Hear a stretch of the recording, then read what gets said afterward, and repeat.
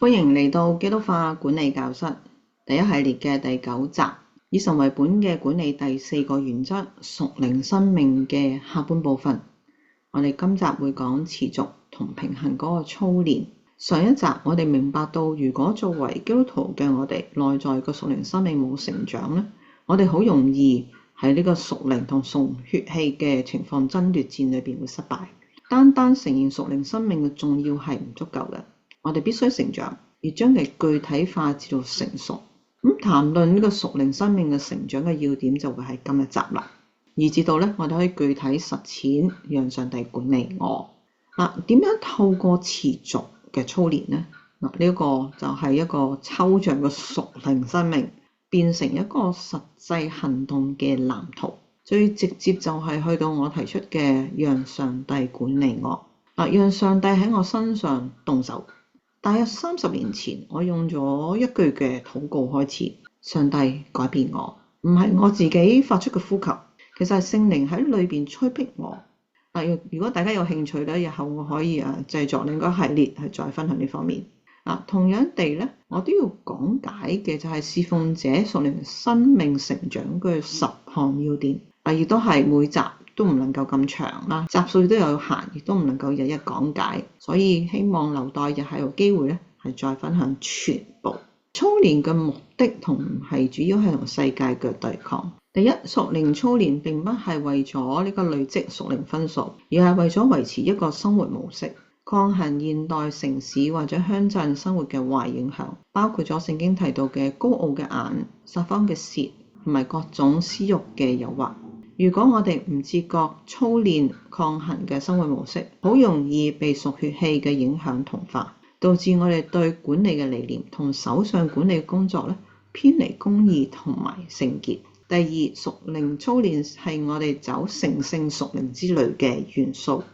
時刻嘅提醒我哋自己脫去舊我，穿上新我。呢個新我係照上帝形象，合佢心意，所以屬靈生命咧係成為聖潔之旅。第三，呢一種持久嘅心同埋意志嘅爭戰咧，我哋自覺咁提高咗警覺，用上帝為首嘅原則嚟取代每天生活中以我為先嘅解決方案。保羅寫俾加拉太人嘅書信提醒我哋，已經與基督同釘十字架，現在活在不再是我，乃是基督活在我裏面。喺所有嘅操練當中咧，禱告係我哋同上帝連結嗰個核心。第一，禱告唔係遇到困難時候嘅求助電話，亦都唔係定時定點嘅形式主義。我哋要保持恆常嘅禱告生活，用心靈同誠實嘅敬拜。雖有定時定點嘅好處，亦都係要我哋隨時同在嘅聖靈嘅溝通。耶穌基督教導我哋嘅主禱文咧，係日常生活嘅內容嚟嘅。第二，就喺屬靈嘅爭戰裏邊，禱告係被形容為打屬靈嘅仗嘅時候，上級不斷嘅溝通。舊約嘅實例好多，我哋坐喺上帝呢條船上邊，佢係掌舵，我哋唔係乘客咁坐喺度。作為助手，持續嘅溝通，確保我哋能夠喺每一刻接收到上帝嘅指引同提點，避免我哋偏離航道。第三，日常嘅禱告包括咗陳明天天嘅嘢，唔受早晚或者3餐嘅限制啦。靜修或者退休咧，係同上帝親近獨處嘅時間，一般咧係連續3-4個小時嘅，幾日或者1個星期、幾個月。呢啲嘅時刻嘅渴慕上帝同在，有佢渴慕嘅指示啦、安慰啦、醫治等等，呢啲時間全屬同上帝一齊嘅時間。日常禱告或者靜修都係確保屬靈生命喺生活個平衡，保持對上帝嗰個靈嗰個敏銳度。除咗個人嘅禱告，我哋可以尋求屬靈導引嘅輔助，幫助我哋屬靈生命嘅持續成長。第一，聖經係我哋進行屬靈操練嘅基本材料。聖經都是上帝所默示的，於教訓、督責、使人歸正、教導人學義，都是有益的。他使屬上帝嘅人得以完全，預備行各樣的善事。讀經同背誦經卷咧係有用嘅，但係呢個世代咧係採用電子軟件，理應咧隨手隨時咧都有喺手噶啦。但如果我個腦袋唔好用咧，操練嘅效果咧，其實係受到影響嘅喎。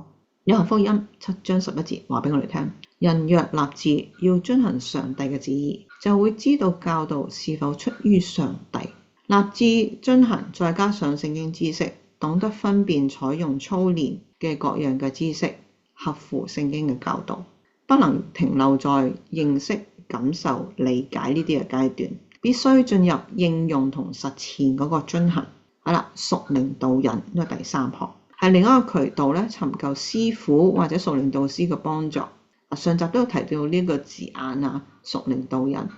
其實咧仲有嘅靈命塑造或者係靈命督導。導師或者督導咧係一個輔助位置，一同咧係面向上帝。好似保羅擔任提多啊、提摩太呢導師，呢種導引係涉及一個三角形嘅溝通，上帝同受導者，上帝同導師，受導者同導師。屬靈導引嘅目的係幫助受導者從上帝眼中認識自己。佢哋嘅見面嘅時間同埋空間咧，只係談論上帝同受導者嘅屬靈經歷，等待上主，講平衡超越即時嘅範圍。我哋可以睇睇呢個圖，上面講咗1、2、3、5項，就係我啱啱講完嘅內容。以下咧係講緊第8同第10點。作為一個管理人咧，要保持一個平衡嘅侍奉生活。呢個唔單止唔僅僅係保護自己，更係讓個人同家庭成長成為一個公共見證。我哋嘅家庭同生活咧，應該係向世人展示以神為本嘅管理模式，係活生生嘅證據。第二，超越即時嘅範圍。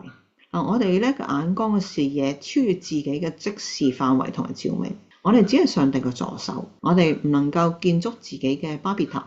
屬靈生命成長，發現自己嘅呼召咧，會知道更多更深，唔會停留喺起初。練習從上帝嘅視角接受自己職份嗰個過渡性同埋渺小，做自己分配嘅部分，同步會睇到上帝嘅大圖畫。聖經一樣好多嘅例子，有提醒同指導。剛才咧我都有提到一啲嘅啦，係提摩太後書嘅3章16節提醒我哋，聖經都係上帝所默示，於教訓、教導、學義都係有益處嘅。約翰福音嘅7章11節咧，人若立志遵行上帝嘅旨意，就會知道教導是否出於上帝。約翰福音嘅13章35至36節，耶穌基督我啦佢用我嚟講啦，賜給我們，即係你哋啦，一條新命令，乃是叫你們彼此相愛。我耶穌基督啦，怎樣愛你們，即係我哋啦，你們也要彼此相愛。你們彼此相愛，眾人就因此就認出你們是我哋門徒了。所以屬靈生命成長對耶穌基督嘅教導同佢嘅救贖會產生持續同深入嘅渴求。所以管理理念咧，亦都係隨之而會成長。喺管理佢嘅事上邊，見證基督，個人同團隊咧，其實係一個見證嚟嘅。到小總結嘅時，屬靈操練咧係維持侍奉生命嘅關鍵。通過恆常嘅禱告，同上帝不間斷嗰個溝通，研讀聖經，或者需要時候咧尋求呢個屬靈導引，望住成長嘅屬靈果子做呢一個嘅標杆。我哋持續心意更新而變化，將我哋手中嘅自己交俾上帝管理，上帝管理我，然之後轉變活出基督嘅模式模樣，成為一個公共見證。今日嘅3條問題，屬靈導引嗰個三角溝通裏邊即係講緊上帝受導者、上帝導師、受導者我同導師。受導者要醒覺嘅部分有好多，第一步係重視同上帝關係，然之後咧先會主動尋求導師嘅幫助。受導者咧從上帝眼中認識自己係咩一回事，例如從管理嘅理念睇呢個忙碌或者呢個驕傲方面，日常生活嘅問題，檢視過去我哋寫嘅日誌或者侍奉記錄，去查找同上帝獨處安靜聆聽嘅時間，同呢個花喺同公開會或處理事務嗰個時間相比，比例係點樣？點去增加安靜聆聽上帝嘅比例呢？個人嘅方面，從屬靈生命嘅角度去睇呼召，呼召咧係唔會停留喺起初個位置。點解？願意從屬靈生命呢個部分開始了解上帝俾自己嘅呼召嗎？我哋已經完成咗以神為本管理4大原則嘅支柱。下集咧，繼續更深入呢個課題，冇錯過。留言俾我分享心得。